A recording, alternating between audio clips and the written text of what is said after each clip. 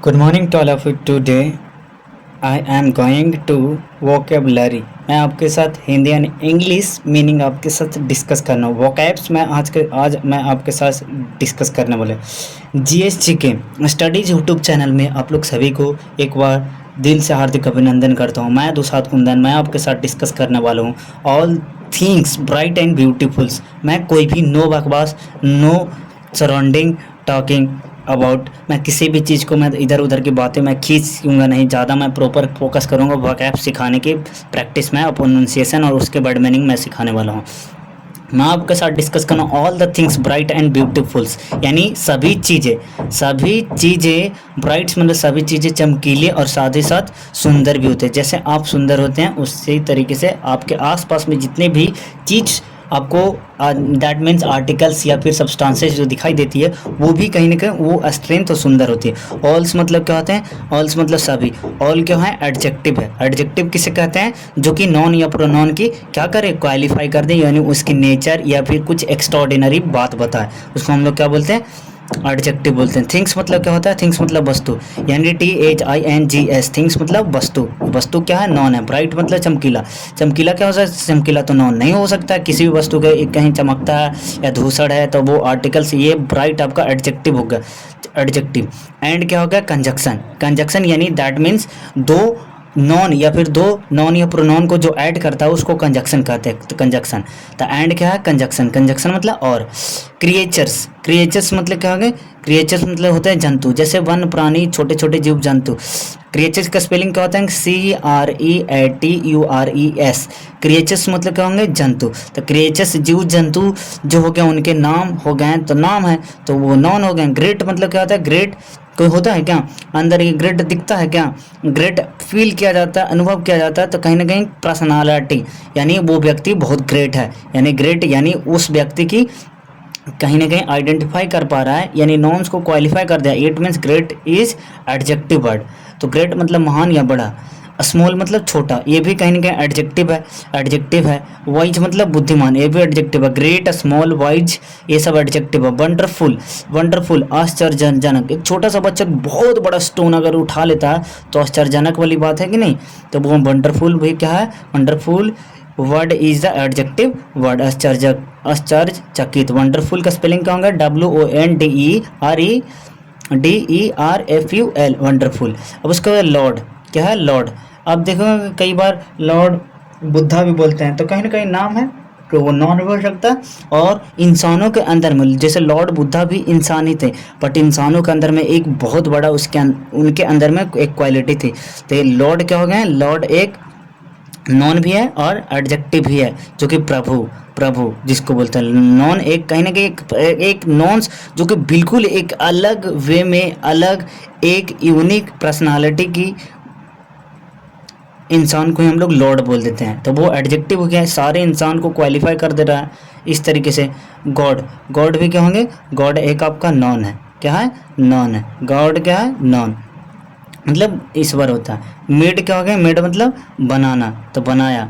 Made एक verb है। Them मतलब क्या हो गया? देम एक प्रोनाउन है। दे का ए आपका प्लूरल है। देम क्या है? प्लूरल। और इसका सिंगुलर दे। दे का देम, नहीं नहीं नहीं, प्लूरल नहीं, सिंगुलर। दे मतलब वे लोग और देम मतलब भी वे सब।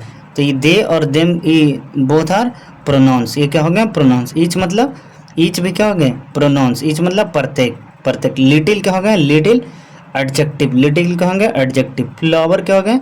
फूल, फ्लावर, फूल। स्पेलिंग याद रखेंगे। दैट क्या होगा? That is A conjunction word. That भी दो वर्ड को कनेक्ट करने का काम करता। ओपेंस, ओपेंस मतलब खिलता, या ओपेंस, ओपेंस, ओपेंस मतलब खिलता या फिर खुला हुआ। और वर्ड, वर्ड क्या होगा? चिड़िया। वर्ड भी एक नॉन हो गए। क्या हो गया? नॉन हो गया। वर्ड क्या है? नॉन। वर्ड क्या है? नॉन। अब सिंग्स क्या है? सिंग्स, सिंग्स एक वर्ब है, जैसे गाना सिंग्स मतलब गाती या गाना। देयर क्या है? प्रोनाउन। देयर क्या है? प्रोनाउन। देयर का हिंदी क्या होगा? उनके।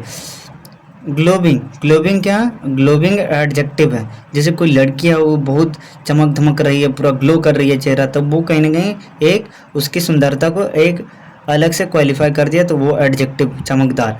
इसके बाद कलर्स, कलर्स एक नॉन है, ये रंग होता है। टाइनी मतलब बहुत छोटा, टिनी जिसको पढ़ते हैं टिनी, ये एडजेक्टिव है। विंग्स, विंग्स मतलब क्या होंगे? विंग्स मतलब पंख, जैसे आप फैंस के विंग्स होते हैं, तीन विंग्स, चार विंग्स, 5 विंग्स जो भी होते हैं, ये भी नॉन है। रिच मतलब, रिच एक एडजेक्टिव है, मतलब धनी। मैन एक नॉन है, मतलब आदमी। हिज मतलब उसका अपना, प्रोनाउंस है। कैसल पढ़ते हैं इसको, क्या पढ़ेंगे? कैस्टल नहीं, कैसल। कैसल मतलब किला। तो कैसल क्या हो गया? नॉन। पुअर क्या हो गया? एडजेक्टिव। हाई क्या हो गया? एडजेक्टिव। लॉली मतलब क्या हो गया? लॉली मतलब नीचा या छोटा। लॉली याद रखेंगे, ये इंपॉर्टेंट है। लॉली, LOWLY, लॉली एक एडजेक्टिव है। लॉली मतलब नीचा या छोटा। ऑर्डर्ड क्या है? ऑर्डर्ड एक वर्ब है जिसको आदेश दिया जाता है, निश्चित किया जाता है। स्टेट मतलब क्या होता है? स्टेट मतलब सामाजिक दर्जा। क्या होता है? सामाजिक दर्जा। सनसेट मतलब क्या होगा? सनसेट यानी सूर्यास्त, सूरज को डूब जाना ही सनसेट कल। मॉर्निंग नॉन है, मॉर्निंग प्रातः काल यानी सुबह का समय। रिवर नदी, ये भी क्या है? नॉन है। उसके बाद रनिंग बॉय यानी रनिंग बॉय क्या होगा? एडजेक्टिव। रनिंग बॉय मतलब बहती हुई। क्या बहता हुआ? हवा बहता हुआ। क्या बहता हुआ? नदी, पानी। तो ये रनिंग बॉय मतलब क्या होगा? रनिंग बॉय एडजेक्टिव का। Purple headed adjective. Purple headed मतलब लोहित रंग वाली चोटी वाले। पर्पल हेडेड यानी उसका जो हेड है तो किस कलर से रंगा हुआ? तो लोहा कलर। चलिए, माउंटेन्स आपका क्या होगा? नॉन्स। माउंटेन्स मतलब पर्वत या पहाड़। ब्राइटेंस अप मतलब क्या होता है? चमकीला। ब्राइटेंस अप मतलब क्या होगा? ब्राइटेंस अप मतलब क्या होंगे? ब्राइटेंस अप मतलब क्या होंगे? चमकीला बनाते हैं। ब्राइटेंस अप मतलब चमकीला बनाते हैं। उसके बाद है स्काई मतलब आसमान। तो ये स्काई भी आपका क्या होगा? नॉन्स होंगे। स्काई भी नॉन्स हो गया। स्काई भी क्या हो गया? नॉन्स हो गए। अब आपके साथ डिस्कस करने वाला है कोल्ड। जैसे आप छूते हैं, ऐसे छूते हैं किसी भी चीज वर्ब को रख के, तो आपको एक फीलिंग जो होती है वो क्या होगा? एडजेक्टिव। कोल्ड क्या होगा? एडजेक्टिव। कोल्ड क्या है? एडजेक्टिव। विंड क्या है? विंड मतलब हवा, तो हवा भी एक क्या है? एडजेक्टिव। विंटर यानी ठंड क्या है? नॉन। तो विंटर मतलब जाड़ा या प्लीजेंट मतलब क्या होता है? सुखद यानी आरामदायक। तो ये प्लीजेंट क्या होगा? एडजेक्टिव। समर भी नॉन हो गया। समर मतलब गर्मी। सन भी नॉन है। राइप मतलब सड़ जाना या पक्का हुआ। राइप मतलब पक्का हुआ। तो ये एडजेक्टिव। गार्डन क्या है? नॉन यानी फुलवारी। एवरीवन मतलब प्रत्येक। टॉल लंबा या छोटा, ये क्या है? एडजेक्टिव, लंबा। ट्रीज मतलब पेड़ क्या है? नॉन है। ग्रीन वुड क्या है? ग्रीन वुड नॉन है, जो कि जंगल कहलाता है। मिडोज क्या है? मिडोज बड़ा चारागाह। मिडोज मतलब क्या होगा? मिडोज एक नॉन है, जो कि बड़ा चारागाह को हम लोग बोलते हैं। वेयर एक क्या? प्रोनाउन। क्या है? प्रोनाउन। वेयर का हिंदी क्या होंगे? जहाँ। वी मतलब हम लोग, ये भी प्रोनाउंस है। प्ले मतलब खेलना क्या है? एक वर्ब है, जो कि खेलना। रसेस मतलब रसेस भी एक क्या है? रसेस एक नॉन है, जो कि सरकंडा। उसका गैदर मतलब इकट्ठा होना या फिर भीड़ लगाना, ये क्या है? वर्ब है। क्या है? वर्ब है। एवरीडे यानी दिन। एवरीडे डे को जो क्वालिफाई कर दे, एवरीडे एडवर्ब है। क्या है? प्रतिदिन। एवरीडे क्या है? एडवर्ब है। अब एडवर्ब किसे कहेंगे? जो एडजेक्टिव को क्वालिफाई कर दे। किसको कर?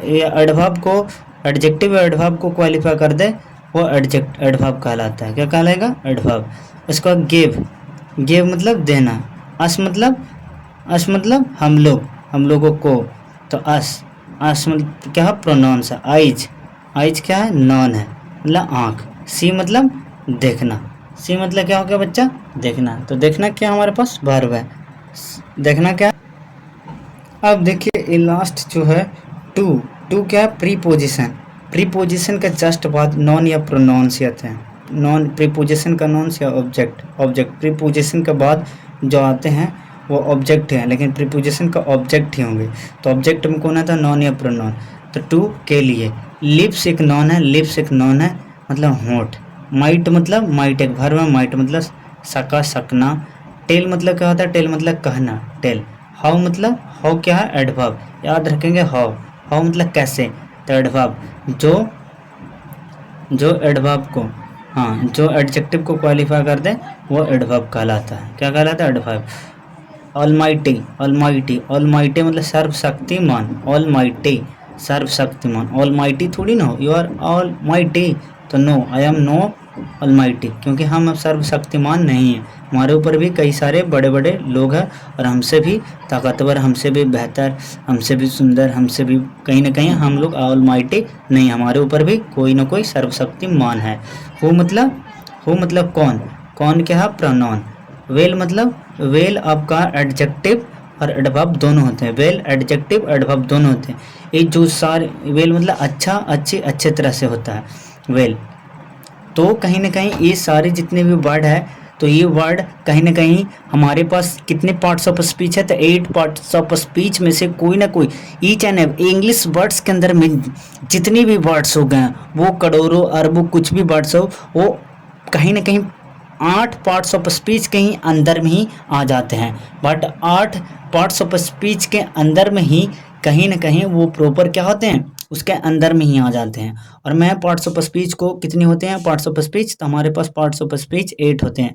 Non, pronoun, adjective, adverb, verb, preposition, conjunction, interjection. इन्हीं 8 स्पीचों में से कहीं ना कहीं इंग्लिश की जितने भी लैंग्वेजेज है, या किसी भी ईच एंड एवरी लैंग्वेजेज के जितने भी वर्ड्स हो गए, इन्हीं 8 वर्ड्स में से एक कोई ना कोई वर्ड होते हैं। और मैं इस तरीके से मैं आपके साथ डिस्कस कर रहा हूँ, जिससे कि आप बहुत अच्छे से को रिलेट कर पा रहे होंगे।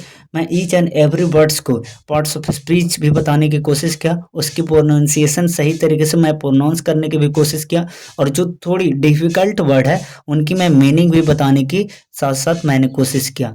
अगर इस वीडियो से अगर थोड़ा सा भी लगता है कि ये कंटेंट सीखने लायक है, यहाँ से कुछ सीखा जा सकता है, तो मेरे चैनल को सब्सक्राइब करके बेल आइकन को प्रेस कर लें, और साथ ही साथ अपने दोस्त, फ्रेंड सर्कल के अंदर में, फैमिली सर्कल के अंदर में वीडियो को शेयर करिए, जिससे कि मुझे भी एक अच्छा पॉजिटिव मोटिवेशन मिल सके, जिससे कि मैं प्रॉपर अपने आप को इनहेंस डेवलप कर सकूं। आई होप कि चीज़ें मैं जो बता रहा हूँ आप समझ पा रहे हैं। अगर समझ पा रहे होंगे तो एंड तक जाते जाते फिर से मैं आपको एक बार दिल से हार्दिक अभिनंदन करता हूँ, और इस तरीके से मैं अपना वीडियो को समाप्त करता हूँ। जय हिंद, वंदे मातरम।